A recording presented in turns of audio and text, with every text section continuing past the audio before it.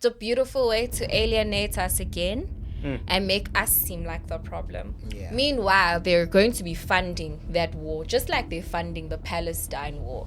I'm also for that one. They want to give them citizenship in the US. If they feel like going, they can go, bro. It's not like They won't. Yeah.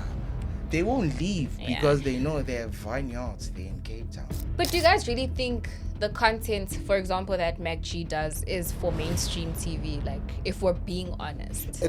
It's totally not for mainstream. Yeah. Irregardless Really? of how many subscribers you have whatsoever, money was still going on TV. Like corporate still believes in TV, corporate still believes in radio, okay. corporate still believes in mainstream. Yeah. But I can't move from YouTube to DSTV just because of a podcast. Yeah. Right? I feel like and also, how is it going to work? Are they going to broadcast on 2 platforms? Then that is a useless deal.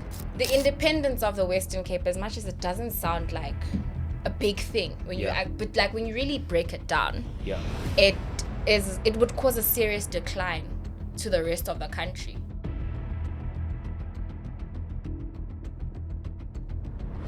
What's up, guys? Welcome to Break It Down podcast. My name is Elvis Molefi Molf. And today I've got something really different for you, something really special for you. I know you're used to me sitting one-on-one with a guest and we're breaking down mindful conversations and a whole lot of topics that I cannot mention right now because you know all of them. But today we're going to be doing it in a different way. I know you've watched previously, conversations with people like Penel the Black Pen, Dr. Malusi Mncube. Recently we dropped with P.O, the Life of Arts and Culture. Today we're going to look at current affairs and some of the things that are taking place around the world and within South Africa as well. And the two human beings that you see here are going to help me to actually unpack that. So without further ado, I would allow Theo to actually introduce himself, and then I'll hand over to Kat so that they can tell you briefly who they are, because this segment is going to continue week in, week out. Thank you very much, Elvis Molf. I'm Theo M. I'll be the new co-host of Break It Down.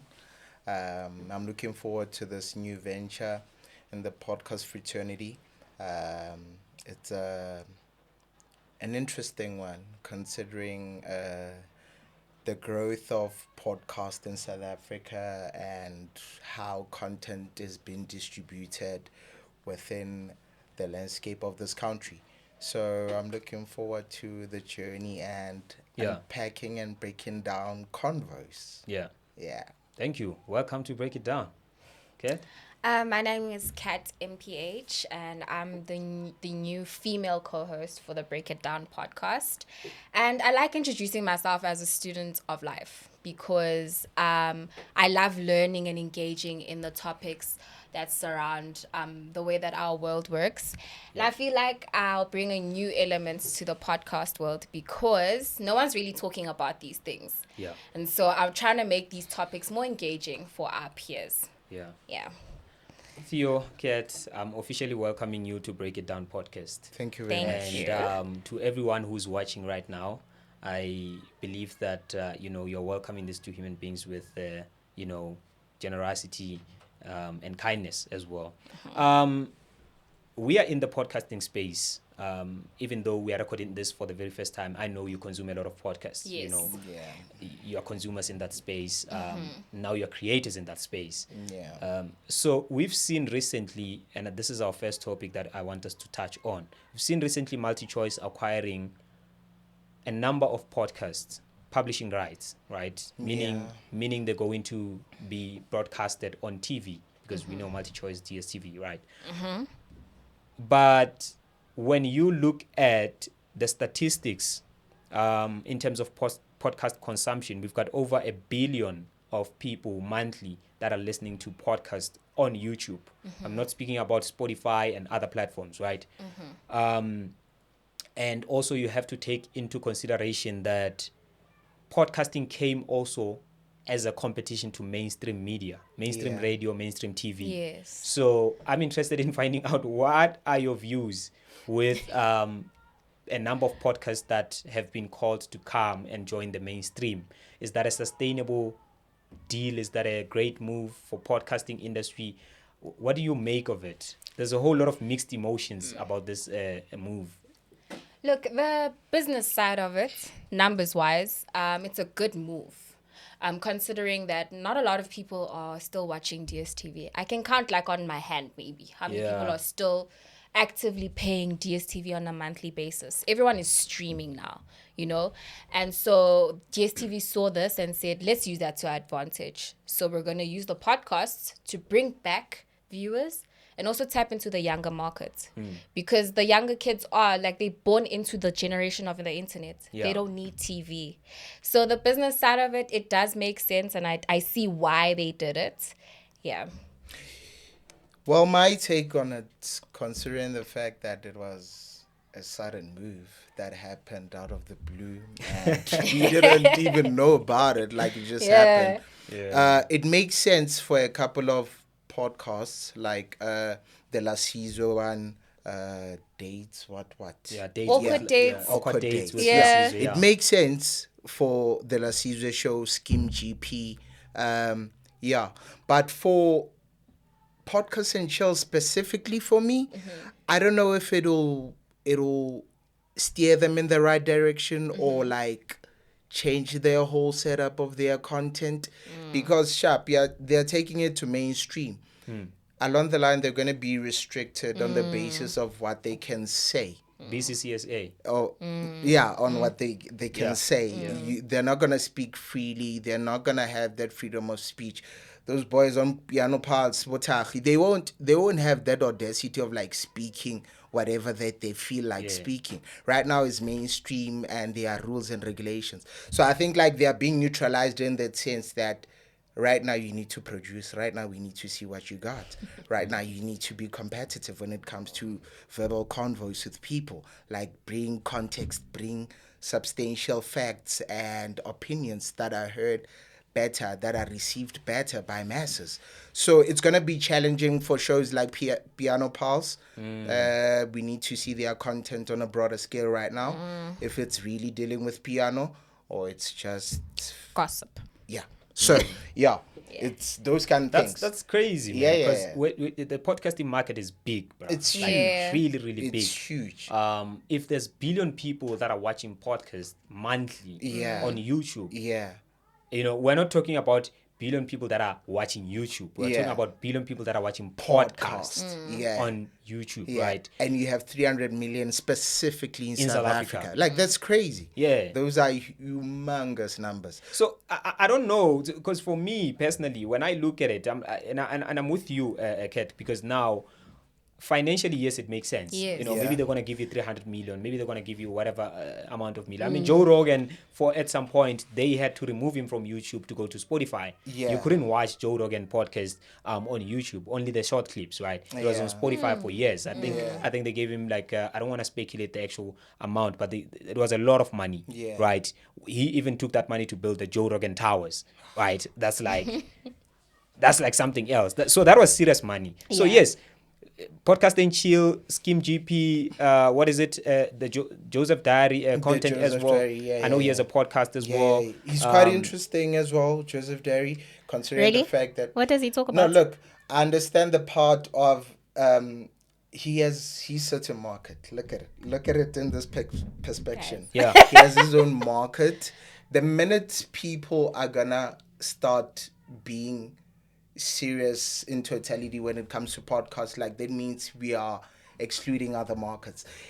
For those people who are willing to have a mini laughter, it's okay for people like that to be on the Joseph thingy, because like we're not excluding people in total. Everyone is involved in this. So the school kids get to watch Joseph and do those funny things and like enjoy it.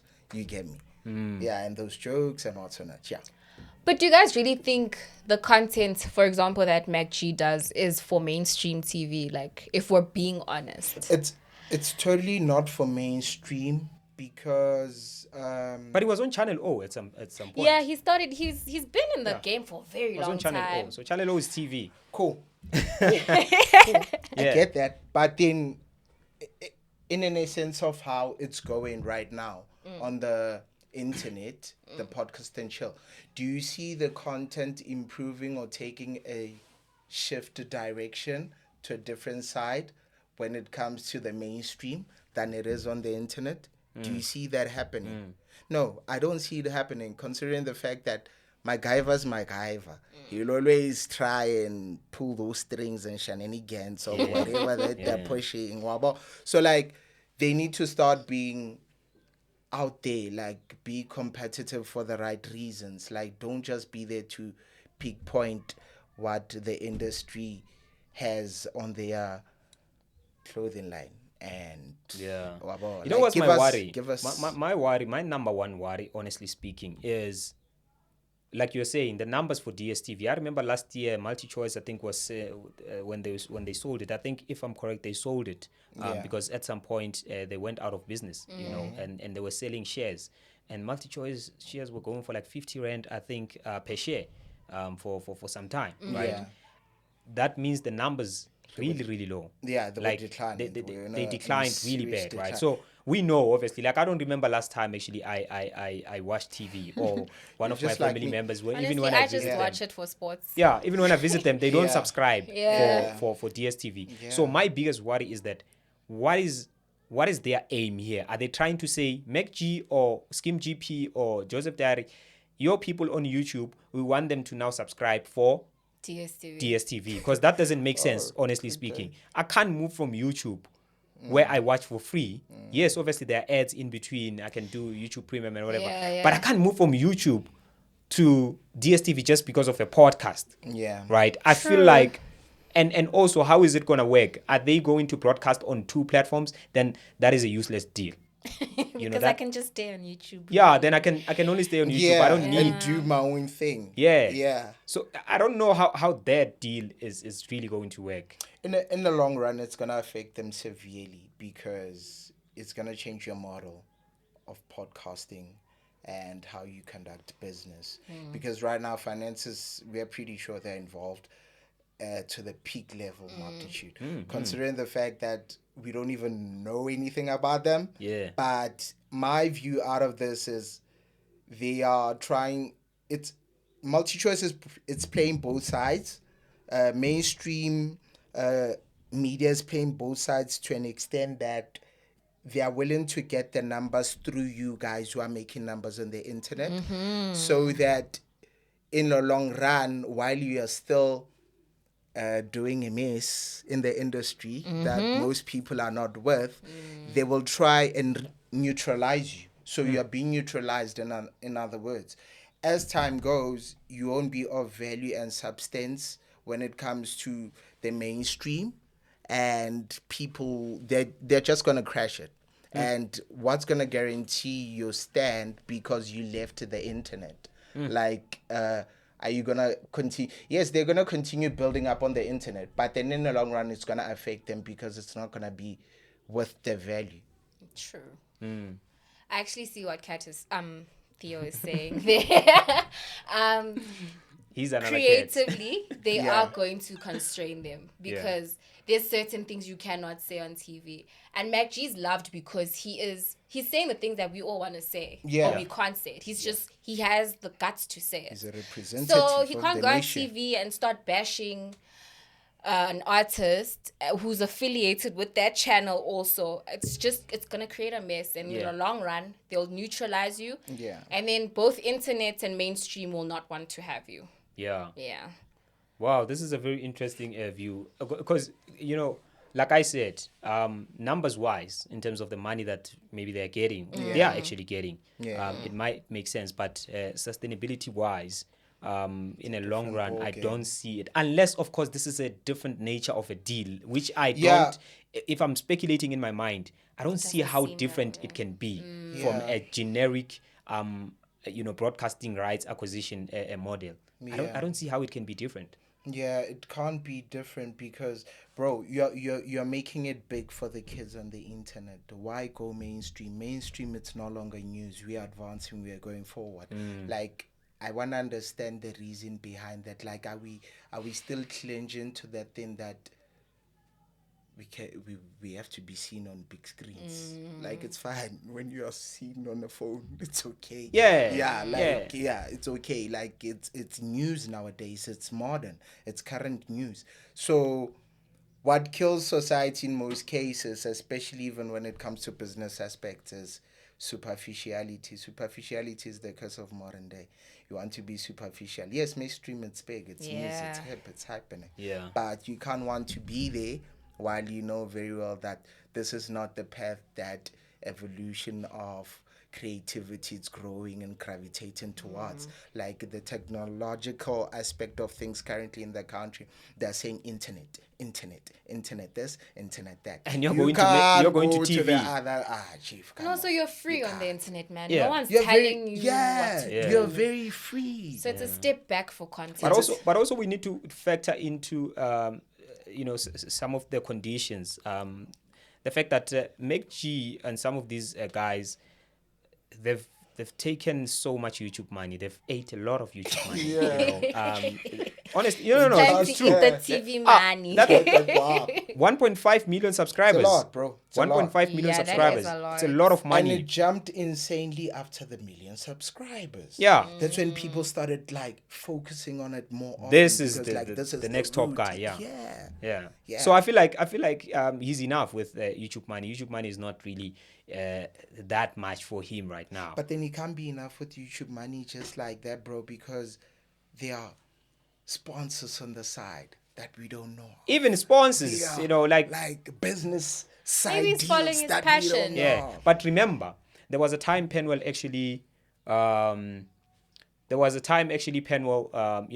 showed us in terms of like the statistics of how much actually the corporate spend on advertising, right? In terms Yeah. of advertising, like how much they actually are pouring out Sure. in terms of advertising. And when we look at those numbers, majority of the money was still going on TV. Yeah. Irregardless Really? of how many subscribers you have whatsoever, money was still going on TV. Like corporate still believes in TV, corporate still believes in radio, okay. corporate still believes in mainstream, right? So there's a lot of money in that in terms of sponsorship. Yes, he's still going to utilize his own sponsors and Easy Bears and all of those guys. But when it comes to TV, it almost seems like the value increases just because you are on TV. I get you. It makes sense. But Even though on YouTube you're getting more Yeah. numbers, yeah. but I just don't know how it works, man. Yeah, I get it, ne?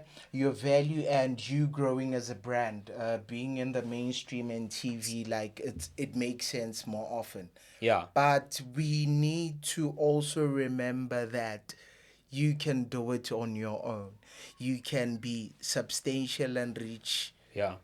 your peak hierarchies on your own. Yeah. So it is very important for us to not undermine ourselves when it comes to, like, wanting to build it to the peak levels. Yeah. Do you get me? Yes, exposure. Yes, it's okay.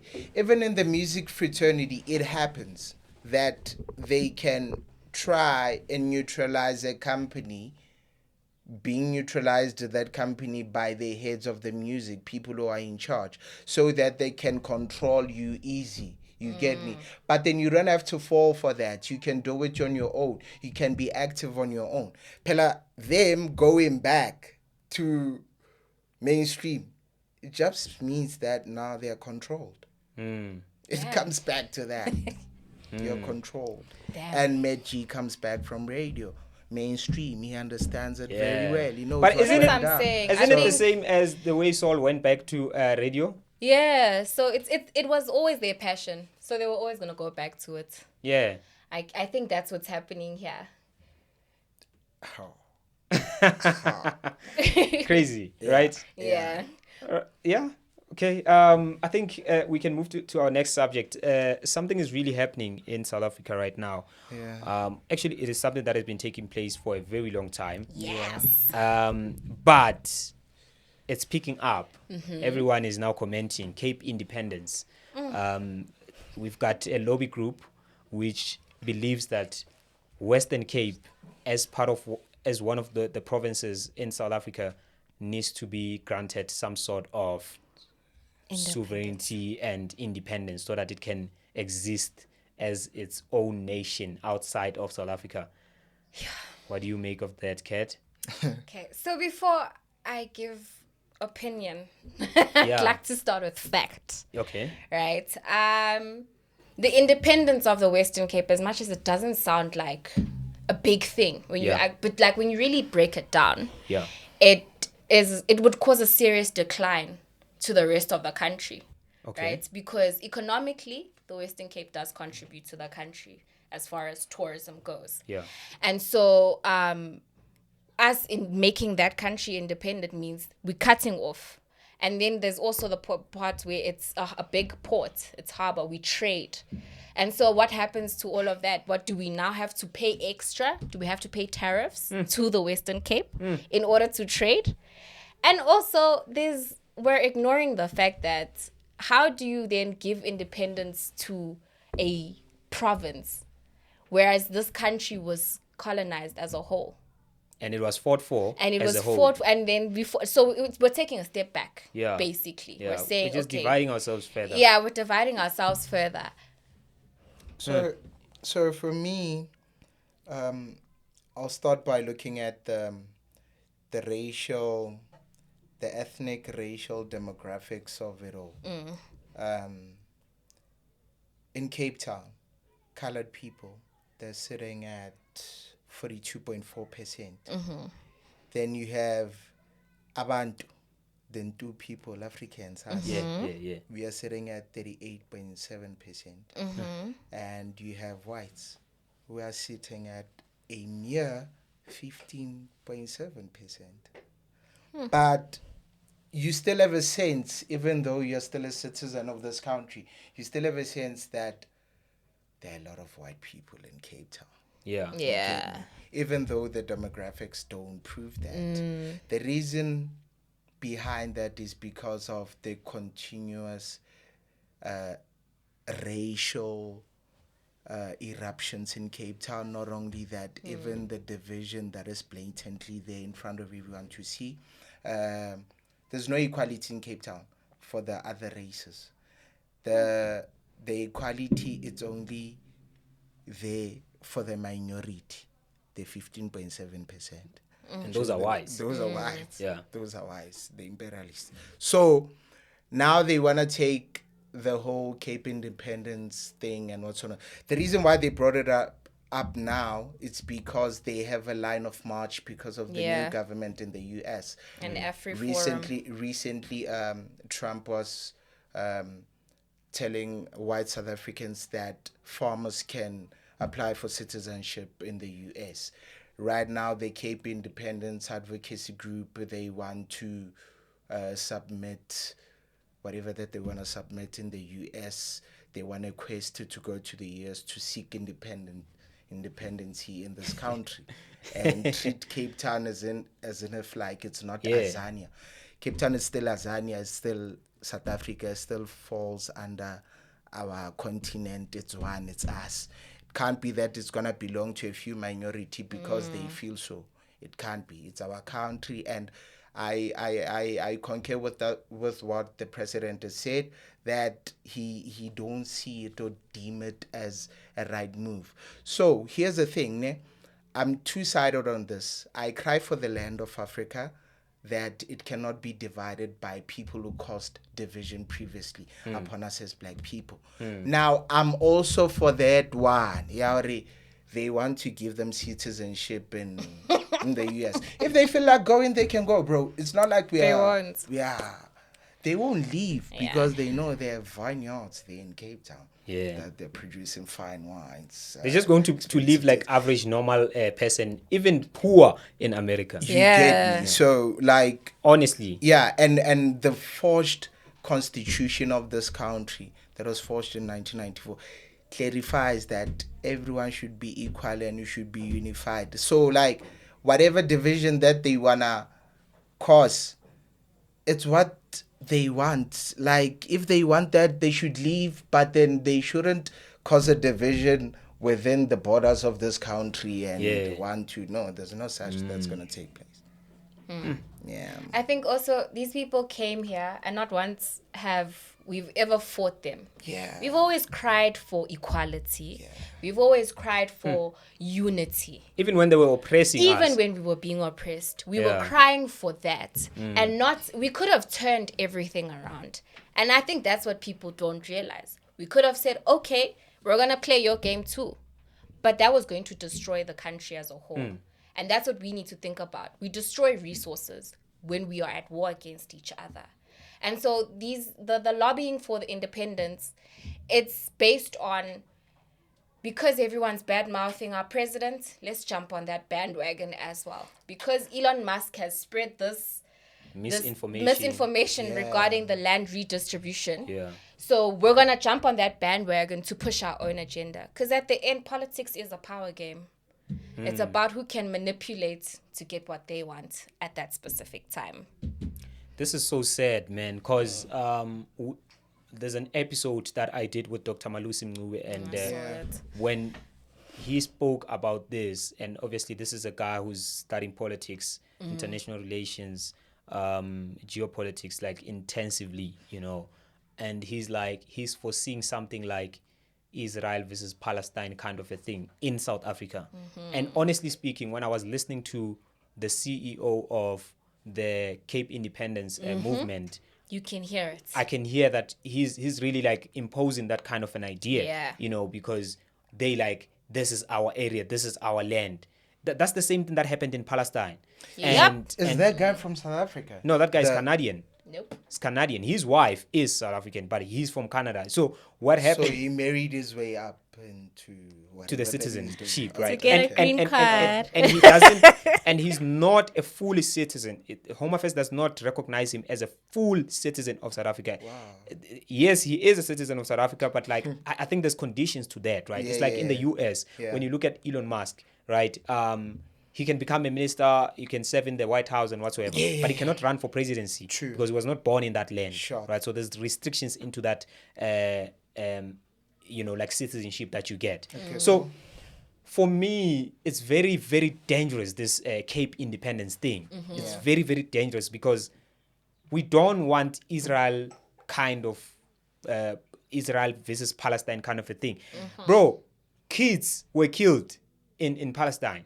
Yeah. Kids that have nothing to do with all of those things. I You was understand? following that And one. those were the people of that land. Yeah. So what happens is that even when you look at America, the people that settle in America, they're not the natives, they're not the original people of America today. Donald Trump is not an original of America. Yeah. You know, Interestingly enough, Yeah. not a single native person of America stands in the line of politics in the US. imagine. They don't have anyone representing them. They don't have a voice at all. Wow. Yeah. This is crazy, man. So it's something that they're trying to do in South Africa. in South Africa, like they're doing in Palestine. You Yeah. wipe out the race so you can start afresh. You need those resources. So you need to kill these people protecting them. Yeah. And Yeah. we need to remember that the thing that fueled this whole idea of the United States lashing out at South Africa and like just being harsh, hammering whichever direction they want. Remember, we contested Israel. Yes, we at took the- them to court. At the ICG. Yes. Like that was one of the biggest moves that a country could ever do. Yes. The rest of the world was quiet. Couldn't do it. Yeah, nobody was going to stand against the US. People in South Africa that stood up and went to the ICG and say this is a genocide. This is false. This cannot happen. So for that, we're gonna get hammered. So for me, I'm saying. Wow. For me, I'm saying. So we're getting as- punished for Yeah, we're gonna get punished until that guy serves his terms and he's done. So South Africans should prepare for that. Like, we're gonna get punished. It's not gonna be easy. That's what I'm saying. Whatever that comes as a shock or that comes as like us, then do people, we are gonna be attacked or be excluded, whether economy, socially, or whatever. It's gonna require us to think backwards in order to go forward. What has transpired, what is still to transpire. That is the only way we can conquer this. We as a country, we are not supposed to like be in contestations with the whites and like they should always know that we are the dominant gene, whether they like it or not. We are the carriers of melanin. We are the ones that have protons, neutrons, and electrons, all of that. That is only us, the Ndu people. So whatever that they require, whatever that they ask for, we give them. We give them. We give them as we please, and they'll be. Yeah, You get yeah, me? So like, just like me, bro. I grew up my preschool days before I could go to school and what's or not. I used to stay with my grandmother in Bendo Park. Then known as Petersburg, now known as Polokwane. Ne? Yeah. So It's been changing. yeah. So Sana. I don't say really Petersburg was. Yeah. So who's there? So I stay with my grandmother. She was a domestic worker at that time, known as a helper currently. Yeah. So my grandmother had a back room inside. Now we stayed in that back room while my mother was going to school and my dad was at work here in Joburg. Now, when I had to go to school or crèche, whatever you want to call it, I had to exit through the White House, the House of the Whites. Okay. Ne? The White So House. I would enter the door. The first thing that would happen, the puppies would bark. Ne? Yo. I didn't have a problem with that. I'm young. I don't understand everything. I don't Yeah. say like These it's are normal. dogs. It's, I mean, it's they're normal naughty. life. Yeah. But I would always have to compose myself. I would always walk behind my grandmother. That was the routine. Ne? He'd always tap me if he sees the bus or the missus. Ne? And remember, when I'm greeting them, I have to say Dumela bus, Dumela missus. And you're young. I'm young. That's conditioning, man. I'm young. You Yeah, get me? So, yeah. like, I don't understand the dynamics of that and what's on. For me, it's nothing. I go to my preschool, play, come back, transport, chill, my grand.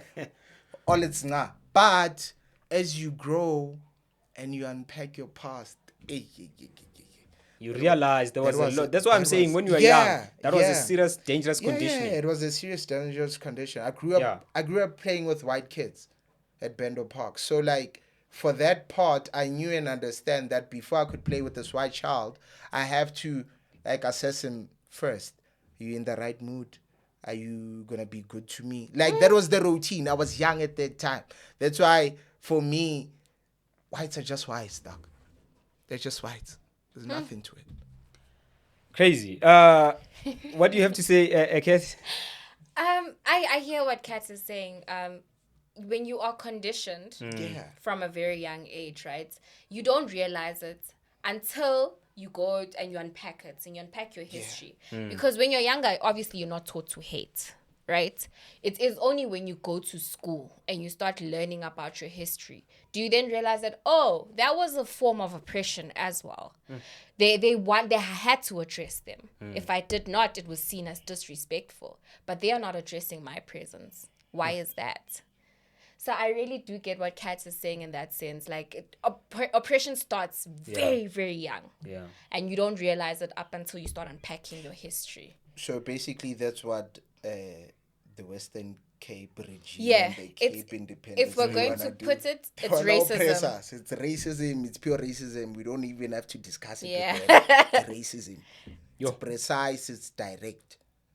The Western Cape thing, man, because, wars that are based on land, Yeah. they take years and years. Yes. I've been learning about Palestine versus Israel in high school.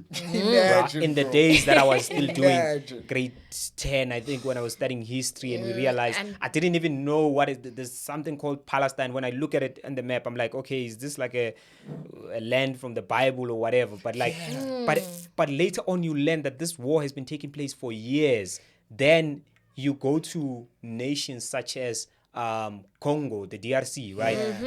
That war has been taking place for over 30 years. Yep. 3 decades, man. People are fighting for a strategic area. Yeah. People are saying, we are the natives of this land. Yeah, Others are segregating saying, people from no, one part to we another. are actually, Yeah. the natives of this land. Yeah. And that, you see it today, Tshisekedi, president of Congo, just deployed the Belgian troops Yeah. in Congo to fight the M23 and the other rebel groups there. Yeah. What do you call that? You are discharging a NATO. You're just discharging a NATO army into your people, Yeah, into for, people of for your the, own country. for the sake of benefits. It's because What is when that? we were there Resources. to help them, our soldiers were killed, and then the rest of Africa turned against the president.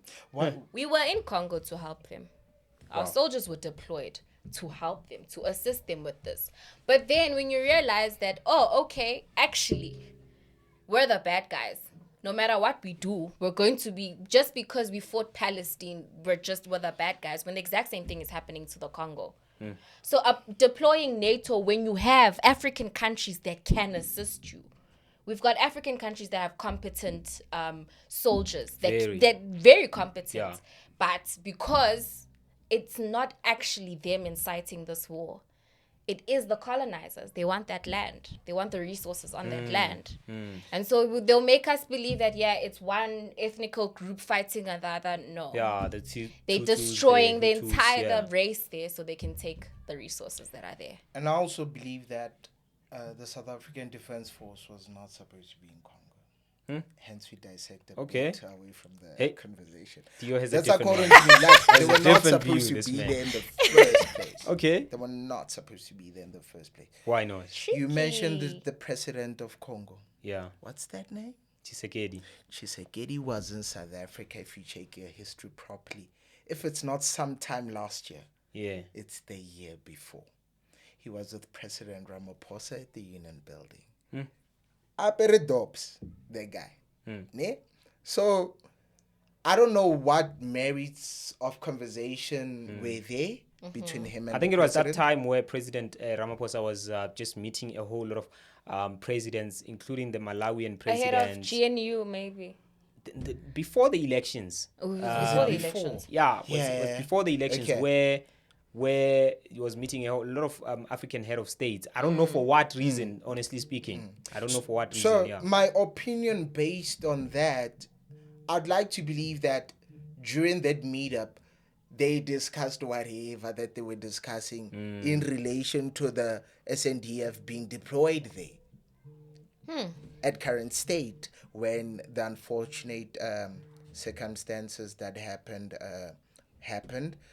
But the reason why I'm saying they were not supposed to be there in the first place, it wasn't to protect the people of DRC, but rather the sideline minerals of that country. Yes. Yeah. Knowing very well that our president is largely affiliated properly when it comes to the mining sector. So how sure are we as people of this country that they were there to protect Congo solemnly alone and not the minerals? And, their own And actually, benefits? there's a lot of mining companies, So South African it mining becomes- companies Yeah. in That's Congo. tricky. There's a lot. So chances of business protection on those basis of the SNDF being there, they are high. I'm not speculating anything. I'm just having an opinion from my side of view of what I'm seeing. You get me? Yeah. Yeah. So we Look, were we'll not see- supposed to be there in the Yeah. first place. Back on that Cape Independence thing, we'll see how it turns out. But I'm really worried that it could incite some sort of a violence, aka possible civil war. You know, Yeah. that we know that if it takes off, even if it doesn't have so much impact in a short period of time, long term it's just going to be something that we know that, okay.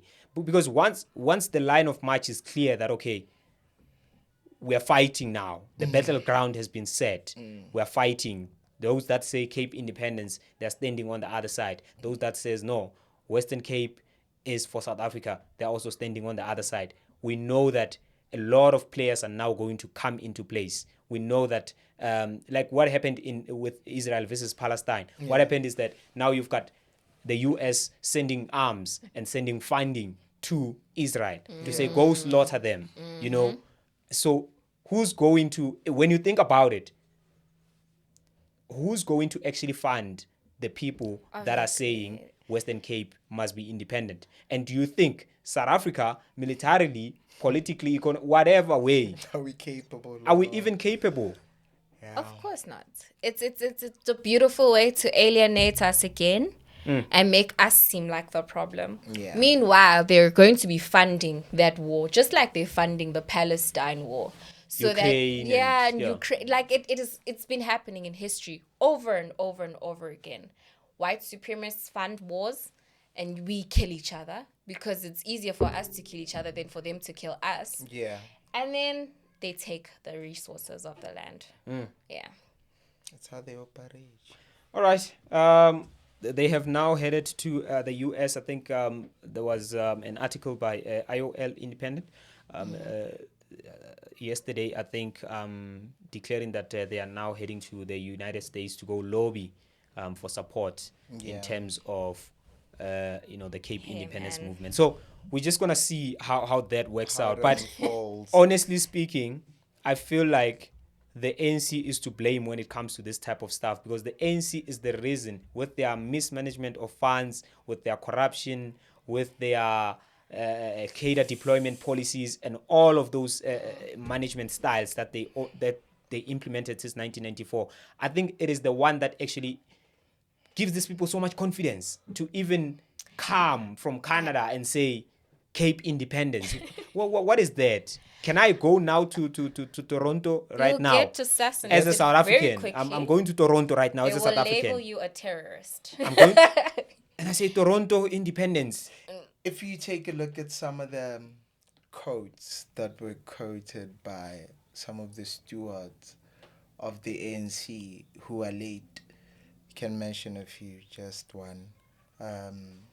Reginald Oliver Tambo once said that the only people who will kill the ANC It's the ANC is the itself. ANC itself. Yo. Which is 100%, because corruption didn't start with the ANC. We cannot think that us as black people were the only corrupt people. The apartheid government was insanely corrupt. They hid it well. Yeah. Because you couldn't get another white man to turn on another white man. Yeah. If they were sharing the wealth amongst themselves, sharing the stolen funds amongst themselves, Yeah. so that no one turns.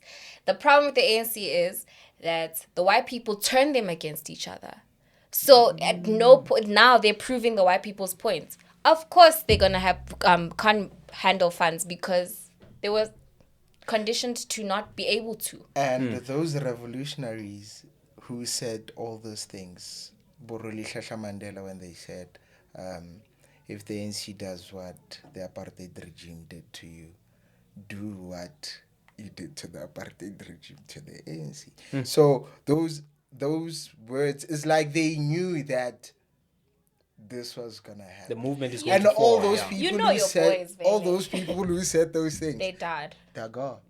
Because They you knew. know the people you They go, your knew. boys, you know They them. cough. They cough. So let's maybe touch base a little bit on the next or the following topic that I think is very much important, or linked as well to some sort of a Cape independence type of an agenda. Yeah.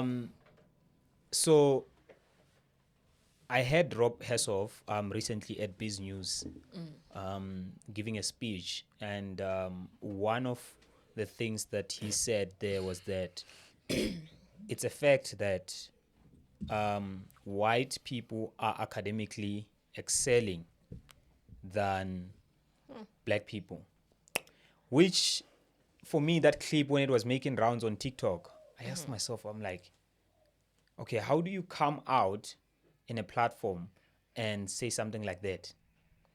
For me, really, is very concerning, especially looking at it from a perspective of South Africa is a very complicated country when it comes to race. Yes. You know, we've got a very harsh history. Yeah.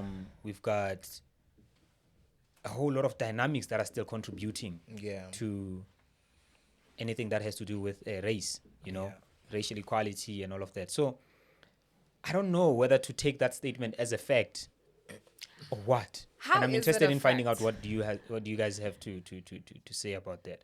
How did he then decide that it's a fact is what I'd like to know, because you cannot generalize competence.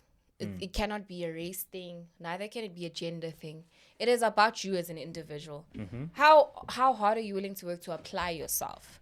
And like you're saying, highlighting on the history that we have, we cannot ignore the fact that we were at a disadvantage. Yeah. And because of that, there are many factors that we cannot ignore and say that, okay, black people are less competent than white people, whereas we were systematically oppressed. Yeah. So we cannot be competent if we do not have proper education, if we do not have proper healthcare, because we were marginalized, and they said, okay, we're going to oppress these people using those very systems that now we are being judged upon. And again, for me, that's why it was very difficult for me to really interpret that, because, and I have the same question as you, Kat, because like there's a kid in the Eastern Cape who has to cross the river. They stand a chance of losing their lives just to get to school. We still have a whole lot of schools where children are studying in very harsh conditions. Infrastructure, health conditions, basic needs. Going to class hungry. There's a whole lot of conditions, and when we look at those conditions, honestly speaking, and then we racialize them, black people are at a disadvantage. So how can you then say that someone is more competent than the other if the ground where they are competing at is not equal? It's not equal. Yes. I think Rob is drowning in a pool of confusion simply because of I'm also feeling like like the that. privilege that he has. Sharp. You have your guap. You are even able to go to Harvard Business School and do whatever that you are studying there. Become prominent person. You have money and whatnot. That doesn't classify you as superior when it comes to competition between races, and we are not in the grounds to like compete when it comes to academics. Academics are various in different fields. It can be philosophy, it can be language, it can be art. Now, when we speak of art, the primary and secondary basis of education leading to academia at a tertiary level for a typical black child, it won't even fit, because number one is he's basically disadvantaged when it comes to finances. The universities in South Africa don't have an inclusion, for instance, that can narrate the art fraternity for the black child. So you need to also remember that if already they excludes us from the university levels that we have in this country, you are aloof, because you cannot go to after, you can't afford the fees. You cannot go to the National School of the Arts, you can't afford the fees. But though you love art, be it music and art, be it whatever, drama, but you love that passionately to a point that you can't even afford to take. So then you're gonna have Robbie to come around and say they are more compatible when it comes to academia than black people. We were at a disadvantage from the scratch. Remember, as a black child, like you have to fight from 300 years of segregation. From minus something to go to the front. You get me? So, hence you are alluding to the fact that Ngwana Eastern Cape has to cross the river in order to go to school. Then you have a child, or I can understand Bishop or Clapham or your Crawford in Pretoria. We are schooling up the sneaker. It's a Jordan. Ne? When I was wearing a taffies. That sola is very heavy. Sometimes you don't even have to. Sometimes you don't even have shoes. You to get me? Genuinely. Along the way. Yeah. To a point whereby when you get to school, you're already disturbed. You already have a certain level of compression when it comes to your mind. So you go to school hungry, you go to school a long distance. So those things, they factor in you not being compatible when it comes to academia. So it doesn't make sense for Rob to just allude to the fact that we are not compatible when it comes to look. And again, we have black excellent people that are compatible academically. For instance, Theo Baloy. Oh, I'm not mentioning him because I'm Theo. You Theo probably Baloy. are. Theo Baloy is by profession. He's a chartered accountant. Yeah. So he also has a prominent big company, Batu. So you look at great, excellent black entrepreneurship skills and academia from that level. Look at Prof. Pakeng. Prof. Pakeng used to be at UNISA before people got really exposed to him when he became the Vice Chancellor of Cape Town. He was at UNISA as the Deputy Vice Chancellor, if I'm not mistaken, for Research and Innovation. That's where she started. Or that's previously. That's where I know her from. Okay. Those were the days of 2013, 14. Now look, Prof. Pakeng has produced a lot of black graduates, not through him like lecturing them or whatsoever, but trying to stigmatize this thing of education is important. She used to do that all the time at UNISA. Like meeting her as a student, it was like meeting a mother. You get me? Because you get that nature that someone understands that there's value in us and we need to be academically equipped and we need to head at it hard. So people like that, we can look up to them.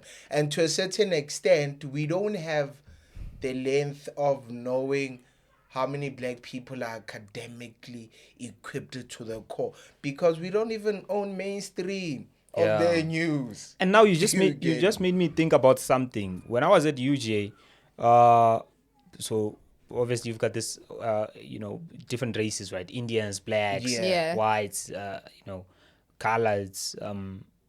But then there was something that when I was in the student movement, something that we were fighting for. Yeah. Which at that time I didn't understand the deeper part of it. But you know what? Because of I belong to the student movement, and this movement has some sort of like, a vision, and they believe that this is worth fighting for. Yeah.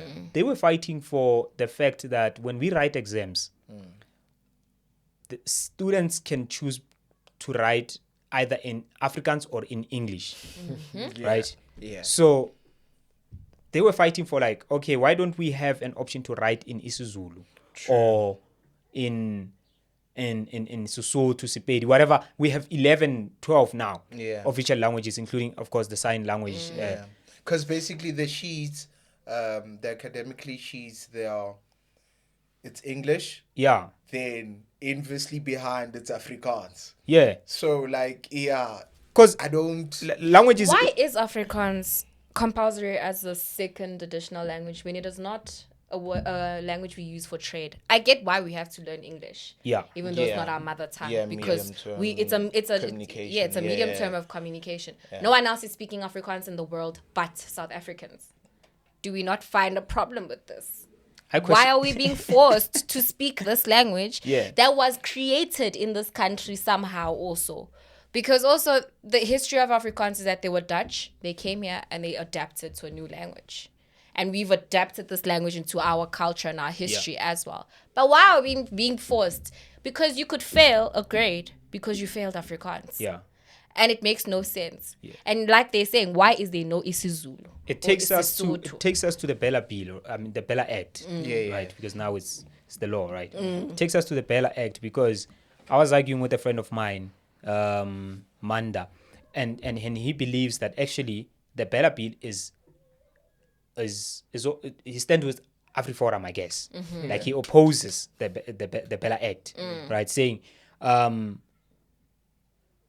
Afrikaans, right, is actually okay. He's saying that his argument is that the African schools, right, have done so well for themselves, but the ANC, because they were not able to build They were not able to build schools that can capacitate black people to that extent. Now they want to flood students or learners to those schools, right? And I don't think that's what the Bella Act is saying. The Bella Act is saying you are in a community that is 90% Xhosa, I guess, right? Or Zulu, right? Yeah. And then in the middle of that community, you've got a school that has Afrikaans as the first additional language. That doesn't make sense. Doesn't it? Who's like that doesn't make sense. What is the purpose of actually teaching the original language in the first place in any school? Isn't it to make sure that you enhance the culture of those people? So who is Afrikaner in that community? You understand? So Yeah. that takes me back to that Better Act thing. That it's messed up, man. Like when you think about it, it's not fair even. Also, in terms of flooding, I don't like the fact that it makes it seem like we're parasites that are going into these neighborhoods just to like take over. Yeah. We were always meant to get this education. This Yeah. level of education belongs to us. It was taken from us. We Yeah. were marginalized, sent to townships so that we do not get a better level of education.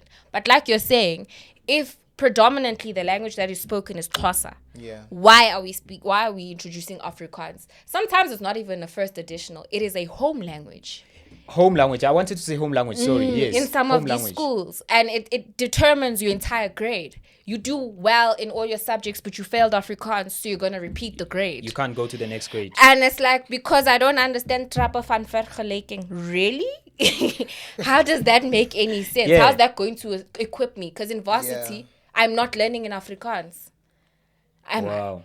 And when I go into the workspace, I'm not like, when I go into government, who's speaking Afrikaans? No one. As a person who did politics, because I went to Afrikaans school as well, and I did not understand why it determined my grade. I understood why I did it because I was in their territory, so to say. Sure. But why is it determining my grade to pass? You see now that means now it's saying to you, if for instance you've passed all your subjects, and Van Wyk has also passed all their subjects, including Afrikaans, but you have failed Afrikaans. So that is saying, I guess Rob then in this particular case is saying you are not smarter than, or Van Wyk is smarter than you.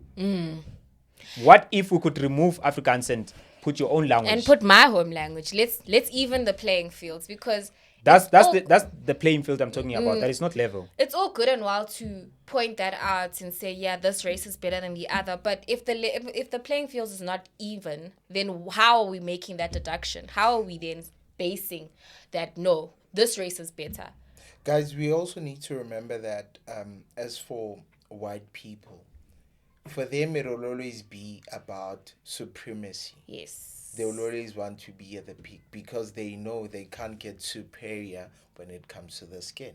So they can only use systems that are on the side, systems that are tangible, systems that can control human beings into what, pointing them at this direction. This is the line of march. This is where we are going. So that is the only manner that they can get to hold us in.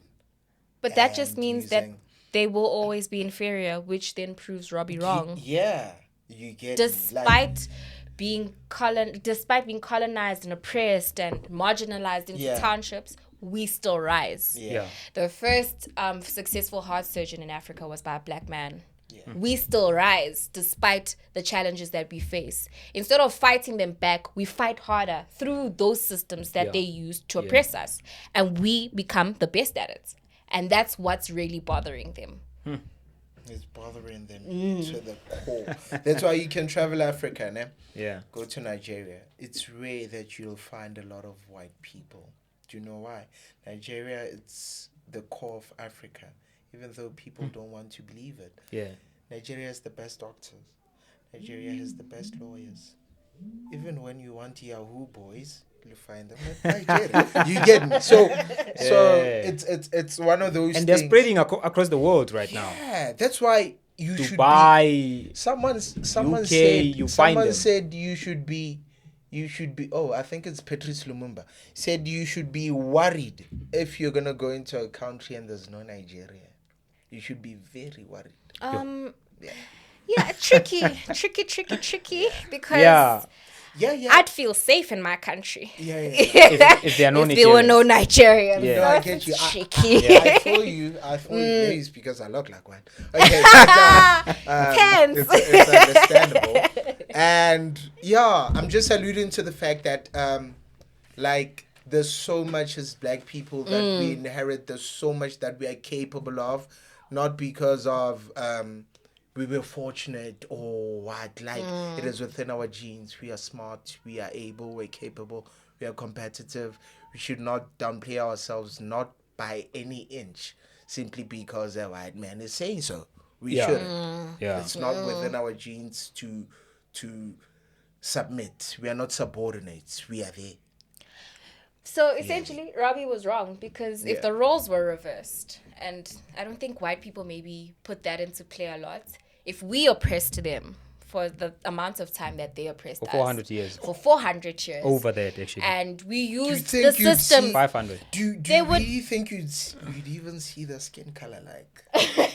No. You wouldn't, because like they would be oppressed to an extent whereby even the color like it gets shaded off by the sun because they don't have melanin. Remember, water is melanin, the sun is melanin, the soil is melanin. When if you don't have it, so everything that hits sun gazing on you, it's gonna expose your skin. Yo, that's biological science there. Yeah. All right.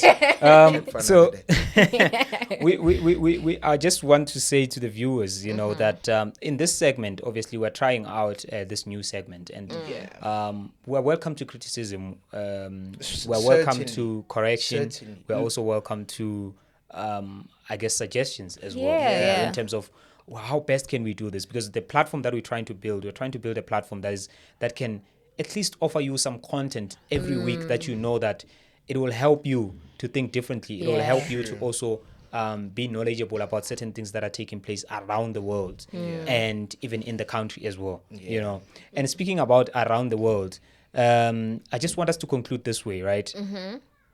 The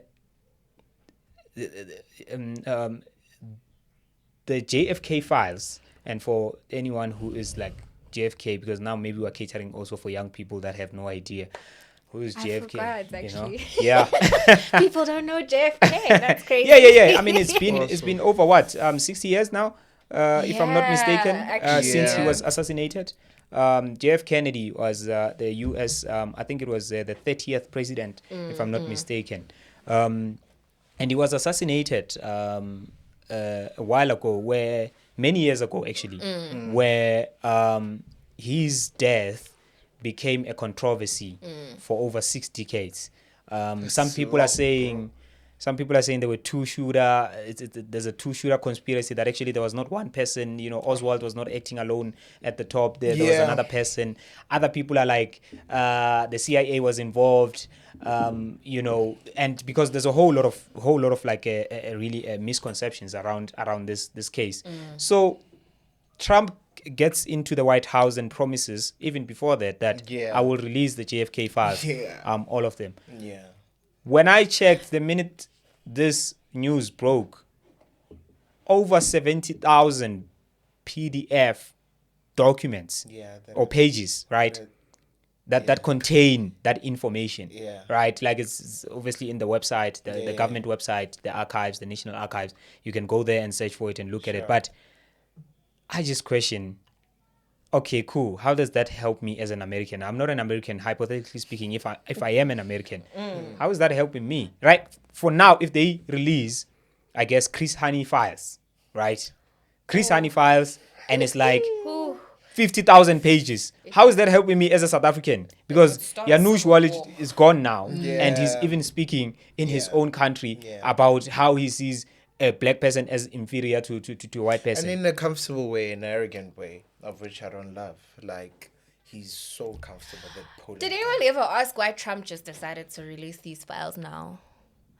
Like, as the president, as the highest order of the United States, he should be protecting those files because they reveal secrets that even the U.S. government doesn't want the rest of the world knowing. So why would he then decide? But isn't it that people like were calling for it to say, like, because this whole thing remains a conspiracy. So people want like a conclusion to say what really happened. Because even today, nobody, like, okay, we know the guy killed the president and then later on arrested. 2 days later was killed.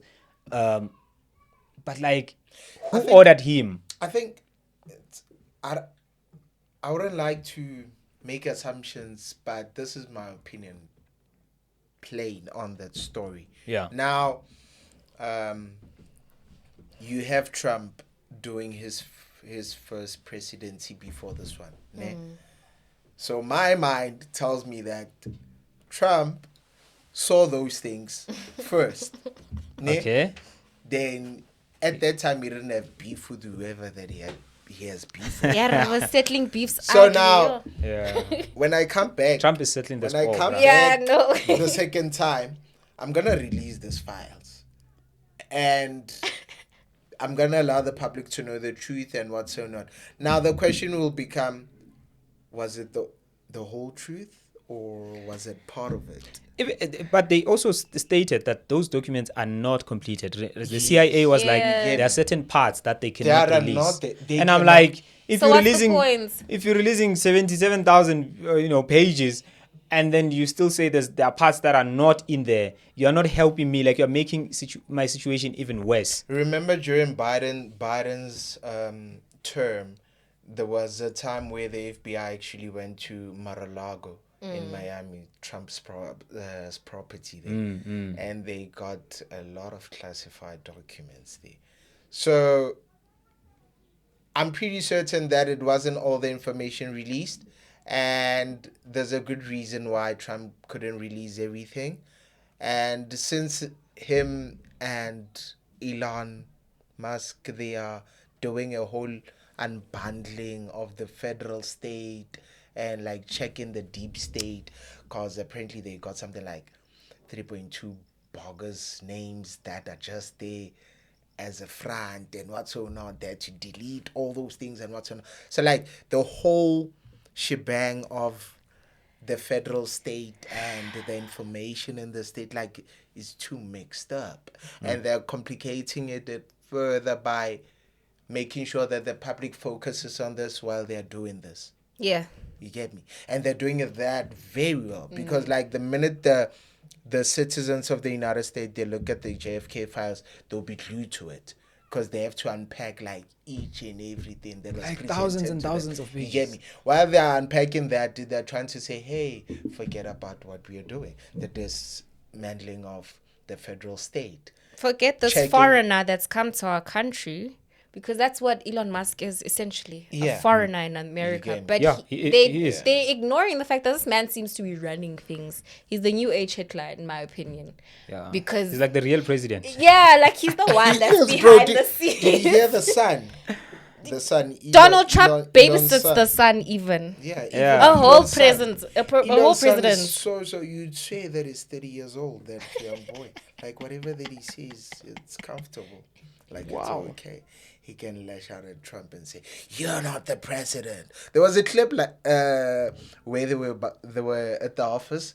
Like he was lashing out at Trump, like, "You're not the president. Shut up," while his father was speaking. So things like that make you really question who's the real president here. It's Elon Kat, Musk.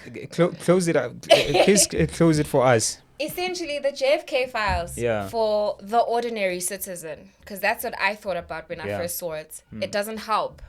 If you're an ordinary citizen who doesn't really follow politics that way, you do not understand what on earth is going on in that 77 pages. You can't deduce. And what is, like you said, so what is the conclusion? What is the conclusion? What are we Because saying? it doesn't have the conclusion. It doesn't. Like it's very open ended. If you want to blame Israel, because they also found some information Yeah, about Exactly. Israel. If you want to blame Russia, you can blame Russia, Yeah. because Oswald was trained So what was the whole some time in point? Russia. So And the sad thing is, John Kennedy knew very well that they were coming for him. They knew he knew very well, because like one of his recordings that we released as well, like he even said that they're coming for me. The machine is too strong. You get me? The machine is too strong. They're coming for me. You just don't know when. And they came for him in a public sphere whereby he was shot blatantly on the face in front of everyone. A whole president. Yo, I just don't know, man. I just feel like it didn't help us in any form. It really didn't. It just brought pain to the it family. was like you're just saying it's a A lot of distraction from what's confusion to really the country. happening. It's a distraction. I just There's wish, nothing I to just it. wish we could launch a reinvestigation into the Chris Honey, Oh, matter, you don't want to honestly do speaking. that. I just wish, Oh, I just you don't wish. want to do I that. also wish, ne, but Yeah. Honestly speaking, There's like, a reason there was a civil war brewing before Chris Honey was assassinated. yeah, Us finding out who really like called that hit would cause a lot of unrest in with this due country. respect, I love Baba. Nxamalala, I love you very much. But I think Baba knows and Mang? Baba Nxamalala Uzuma. I think he knows. He can tell us a scoop too. you think so? But yeah. Wow. Remember, Nxamalala was very, very profound in the intelligence. He when was it their comes trained to- mercenary. Yeah, you get me? During Yeah. those days. So, like, things like this, you'd carve it as a G like that. It was also explain why people like Angie Mutsecha are still ministers today. There's secrets that they know that can be like, yay, Cyril, I've got something on you. You can't take me Yeah, out. because every president that came in, they always rolled with her. Exactly. Can And you she's imagine? incompetent. Thabo Mbeki, Zuma, even those ones that were She interim. knows. She knows some real stuff, that lady. Ramaphosa. It's like she rides with everyone. She knows some real stuff because how does she remain unscathed every single term? Even She survived remains- to become the SNTF minister. Exactly. The defense minister. Like, Okay. Ladies and gentlemen, we've come to the end of our episode. And like I said, this is a new segment, trying something new. It's going to be out every week. And, in the comment section, I know you're going to be correcting us. You're going to be suggesting. Criticizing. Yeah, criticizing. Suggesting a whole lot of things as well in terms of ideas that we can try moving forward. Yeah. But I want to take this time to just appreciate the two of you. Thank you Right. so Thank you much. very much. Yeah, I appreciate you, brother. to really appreciate you because it's really difficult to collaborate Yeah. in this industry, in the entertainment industry and everywhere, because it's really hard to find people that can be willing to collaborate and see the vision and be open about it when we share and say, okay, cool, this is what we want to do. So moving forward, I'm hoping we can build a very sustainable relationship, with me, with the rest of the team, Toby, Mz, Ati, as well as, the guys here at the studio. And a big shout out as well to Eagles Vision Studios, which actually is the studio that we're going to be using moving forward. Shout like out. you can Heck, see okay. proper Service, stuff. bro. Yes. Appreciate that partnership with them. So yeah, you can check them out if you want to also use the studio. We will be sharing contact details, obviously. What is it in the description below? Yeah. Otherwise, if you like this content, you can subscribe, become part of the community. If you want, you can also join the community and become a paying member each and every month, so that we can keep on producing this type of content. Yeah. See you on the next one, guys. Thank you so Certainly. much. Thank you very much, Molf. We appreciate you immensely and we look forward to the next episode. Yes. Thanks. Cheers. Cheers, guys.